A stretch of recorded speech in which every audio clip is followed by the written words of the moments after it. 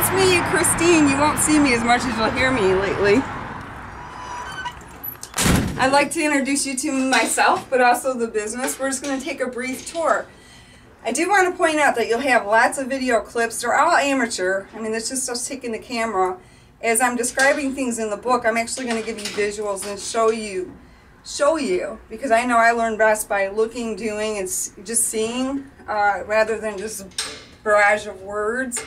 But just to give you an idea of the shop and what qualifies me to talk to you about starting your own business like this, we're going to take a little tour. I'm going to point out some of the things that we'll talk about in the book, and let's go. Come on and enjoy.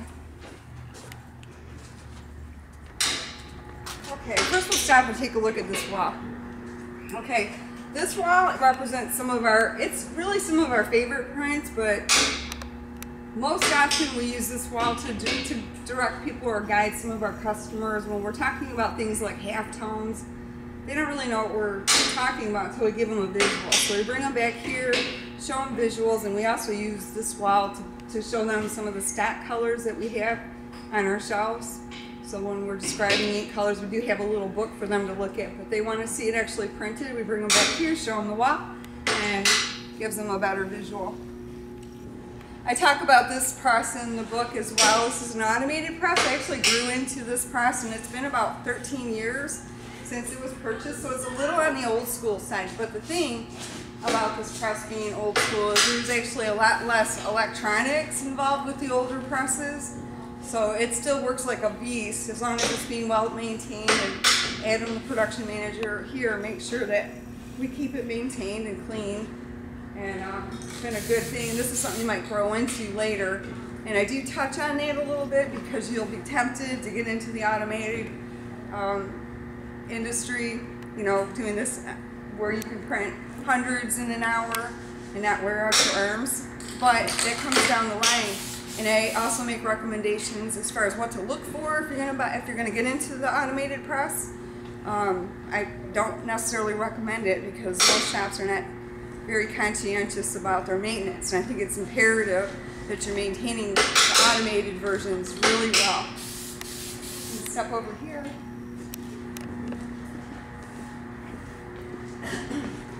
This right here is a 6-arm or 6-color manual screen printing press, and my recommendations were, depending on the space you're starting with, a lot of times new printers or new screen print business owners are looking to start in their basement or their garage or a real small cramped space. If you can fit the 6-color and you get your dimensions, I have that information for you in the book. If you can fit this into your space, you will probably grow into this, but you're always, for as long as you're in business, you'll have 1, 2, 3, and 4-color prints are our most popular number of colors. So a 4-color print won't be a waste of time because I actually started myself with a 4-color or a 4-arm or 4-head manual press, and I grew into this one. And then from there I grew into an 8-color press. Wait, we'll go back around and see that in a minute. Okay, the thing about buying these, M&R is actually the largest manufacturer.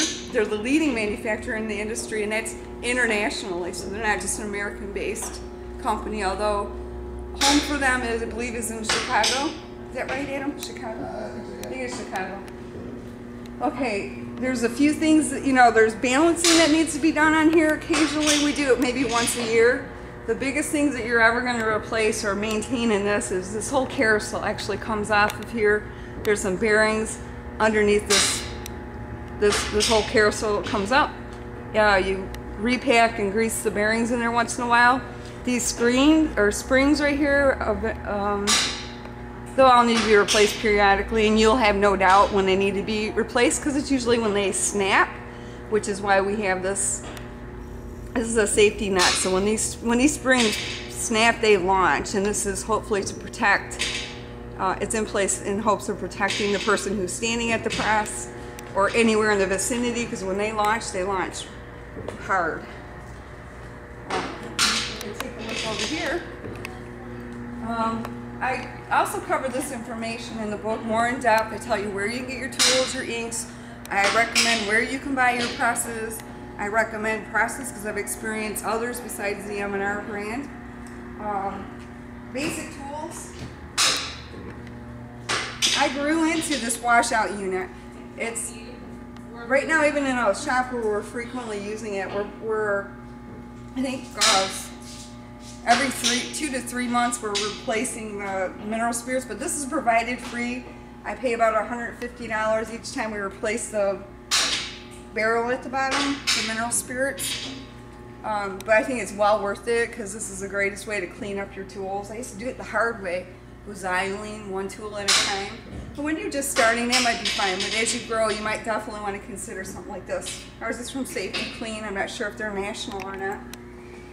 Squeegees. In the book, I talk about there's different. This right here is the squeegee tool, and the rubber that's on the bottom of the tool comes in different what they call diameters. I cover that in the book too. What the most popular diameter means, how soft or hard this is for you, and all that information will be in there. So really, you see that we have squeegees, and a lot of these were bought at Salvation Army. Scoopers to scoop your ink. Paint sticks if you can get some from your local hardware store to help you mix if you're ever going to mix some custom colors. There's mixing systems, and we're about to make that purchase ourselves. Other than that, we do it the old school way. We've always mixed, of course you got to remember I've been in the industry forever, so we've always mixed by hand or by eye. You get some leads in a PMS book as far as what colors mix together to become a PMS match exactly. So we always did that by hand or by eye, and I guess we're going to make everyone's lives easier and do that by purchasing that mixing system, which I'll be talking about in the book as well. Most commonly used inks, Wilflex is a great brand, widely used in our industry. Union ink is my favorite, and you know what, as you're in business for a while, you'll develop your own favorites. It's more expensive, it's very opaque, and it's great for really good coverage. So, you know, I'll tell you where to buy these inks. I'll make recommendations. Now, we're in the Midwest, so remember, in the Midwest, we're dealing with plasticine. So depending on where you are, what your emissions laws are, you may have to look at the alternatives, which are water-based inks, which lend themselves more, they're a little trickier to print with, but they lend themselves more to that retail feel.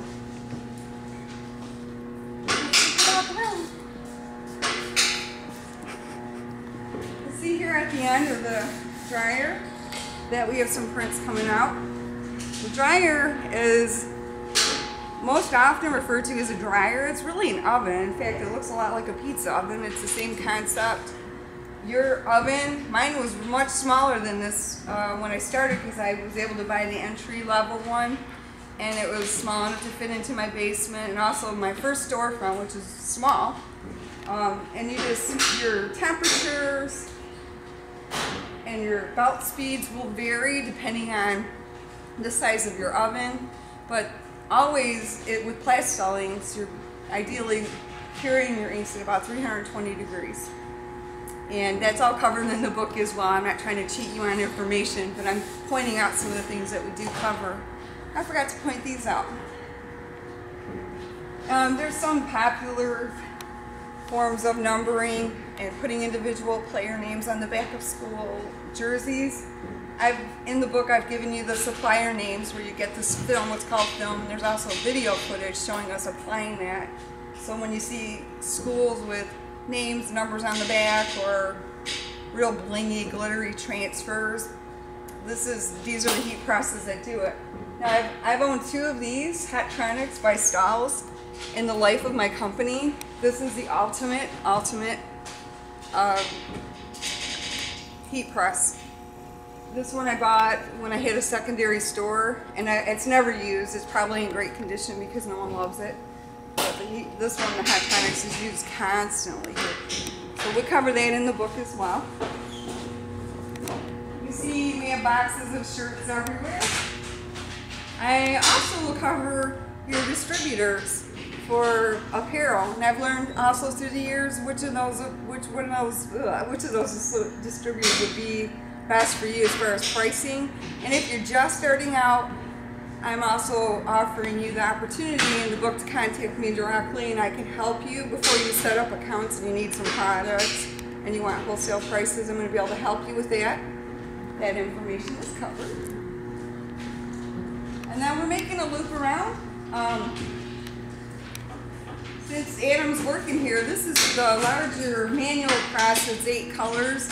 You can get a lot bigger than this, but like I said, most print jobs, 1, 2, 3, 4 colors for your local schools, churches, nonprofits, small mom and pop businesses, because your pricing is always going to be based on the number of colors and the quantity. So when you're pricing customers, you're usually going to see that they're going to stay right around that 4 color max, because they don't want to pay for the extras. This one will allow 8 colors. More video footage in the book showing you, how you layer. You can go up to 8 colors. See that the shirts are, Adam's printing it head 1. The shirts are sliding onto this unit here. It's called the flash here. And what this is very hot. If you keep that shirt there for a couple minutes, it probably would ignite. And it's just curing the ink to the touch. We have more and better, specific footage for all these things I'm showing you included in the book. Did I say that like 20 times already? You might want to buy the book. This is we'll let you watch Adam printing the layers here. Looks like he's on his 3rd color. So what he's done is he's printed white. He put it under the flash cure unit. It comes back. He prints the next color, which is gray, under the flash cure unit, dry to the touch, and then he's printing his last color, which is royal blue. And I don't think he's going to flash from this point. He's done, right? Correct. Okay. So this is a 3 color print. So in this case, even though you're seeing multiple screens up, he's actually only using 3 of them. And there's screens up on the press for other orders. That carousel will turn, so he's going to be able to position whatever color or whatever screen he needs over the shirt that he's printing. And this doesn't really apply, but we'll go take a look at the other side real quick. A little bit it does, the screen reclaiming. Okay, Ricky's gone for the day, so it's pretty quiet over here. This is the embroidery department here. You can see our machines. It's Nikki way down there. Hi. Mia. Looks like they're done for the day. Woohoo! This is actually the embroidery department, and it is shared with the screen reclaiming section. We'll cover this in the book. This is actually where we're going to expose screens at. This is old. Most I've ever had to replace on here is a halogen lamp at the bottom here. If you want to come take a look. Down at the bottom, we'll talk more about this. I don't have it on right now because it's extremely bright, but way at the bottom here is a halogen lamp. That lamp right there costs about $65. I find that I have to replace that every 2 to 4 years. Other than that, this used exposure unit has been fantastic. It's a great size because you can put 2 manual screens on here at a time. We also can burn a single automated larger screen here. We covered this, the table, my recommendations as far as where to buy one, and the screens, all in the book. And then finally, this is not very lit right now. No, this isn't final. Let me light this up so you can see. Okay, this is a washout unit. You can see we have underneath here, we have a power washer. This is how we reclaim or clean the screens out. There's 3 steps to doing that. This one was man-made. We made it ourselves. I don't think it's a bad idea to buy one because by the time we invested the hours and the time in building this, we could have just purchased one, and I made those recommendations for you and give you some visuals in the book. Okay, let's take you one more step over here. You don't need this much space when you're starting out, but this right here, I know that for sure because I started in my little bungalow basement. Okay, this is screen storage. It was a bathroom. It was the darkest room and had a fan already, so we just built our own unit to house the screens as they're drying or after they're coated because they need to stay in a dark room. You'll see this information as well. Finally, Sarah's on the other side of the camera right now, but you'll see that normally she's working here. She's a skinny little muncher. She's skinny as heck, but she's always a little munching. messy now over here. Sorry, guys. This is her work area. This is a printer that I talk about in there. We've gone back like 4 or 5 years ago, I think it was. The laser printer was the industry standard. It was the stuff. But we've digressed in a way because they've improved on this type of printer. What's it called, Sue? Epson. It's an Epson inkjet printer. Yeah. Okay, so this is covered in there too as far as software, what you'll need, all covered. This is an old laser printer I picked up. These are great for your one color print. It's an old laser jet. The key in there is that it has what's the software that prints the halftones for us? The Accurate? It has to be a Postscript printer. So this is an old 5SI. These are like $50. You can find these online still. This is great for a specific output. The Epson that you see over there is much better for larger set formatted printing and multicolors and halftones, and Sarah's actually the expert on that, but she's on the other side, so you get to hear me. So that's it. Just wanted to take you on a little tour. When you get involved in the book, if you have questions too, I've given my personal contact information. So you'll be able to call me or email me, not call because I don't want to drive the customer service girls crazy. There's email information in there and you can contact me because there may be just a specific question that you have. Happy to answer the question for you. If I don't have that answer, I'll put you in the right court so that you can get the answer that you're looking for. There's lots of forums out there and other people that you can contact in the industry. I am not starting over, sorry for the slip there. So anyway, that's it. I hope you enjoy. I hope this is helpful to you. It's been a really great business. I feel extremely blessed. I don't care to grow any larger than this. I think this is a perfect size to be because you can have 10 of those automatic presses and 10 times the employees and 10 times the headaches, but you're going to make a good living just staying right this size. Okay, that's it, Sarah. Thank you, guys.